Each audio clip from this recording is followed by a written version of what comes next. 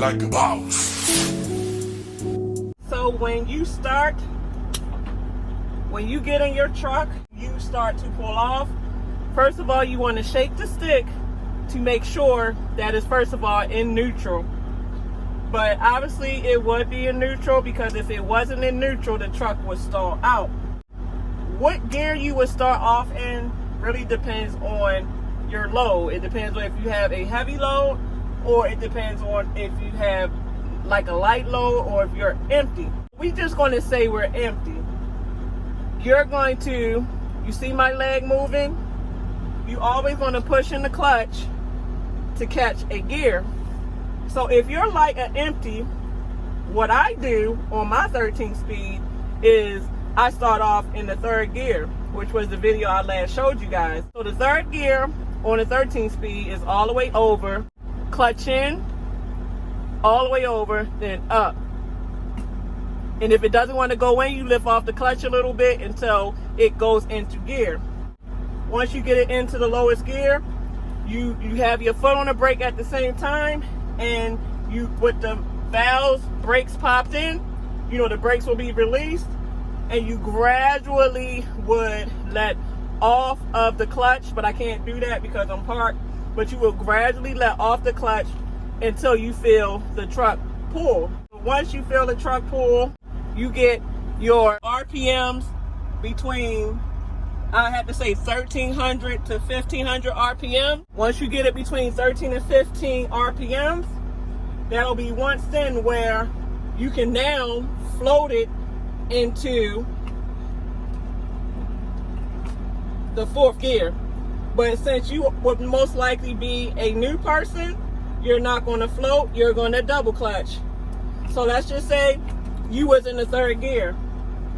You would let off the clutch, put it in neutral, and then double clutch into the fourth gear. So remember, on this 13 big speed, once you get into the fourth gear, now it's pretty much time to flip that switcher, which is what access the high gears.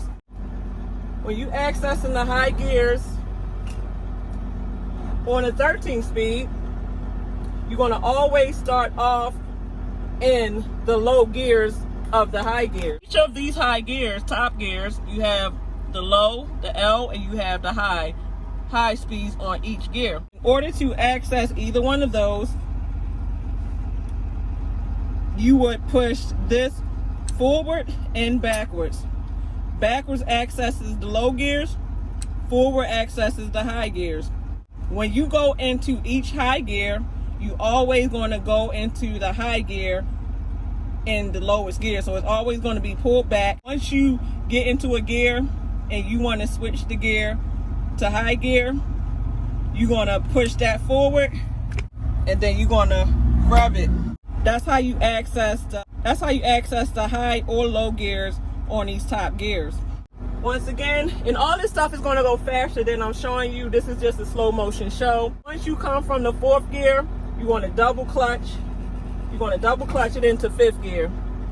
A lot of reasons for the low and high gear on the 13 speed, I realize, which is my opinion that I'm entitled to. Sometimes when you have this thing in low gear, you can sometimes keep that gear because you have two gears in one. So the way to keep it before you start shifting to the next gear is to push that rear switch up, rev it, and then it'll go into the high gear, and then it'll keep the RPMs, you know, within the 1500 RPM specs on this dash.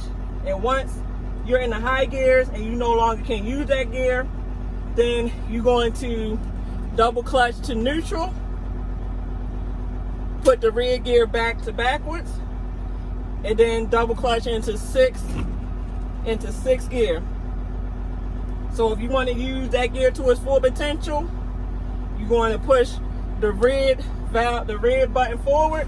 You're going to give it a little gas for it to get into the high gear. You're going to use that until it goes over 1500 RPMs, and then you're going to double clutch to neutral, put the red button back to the rear, and then you're going to double clutch to seventh gear.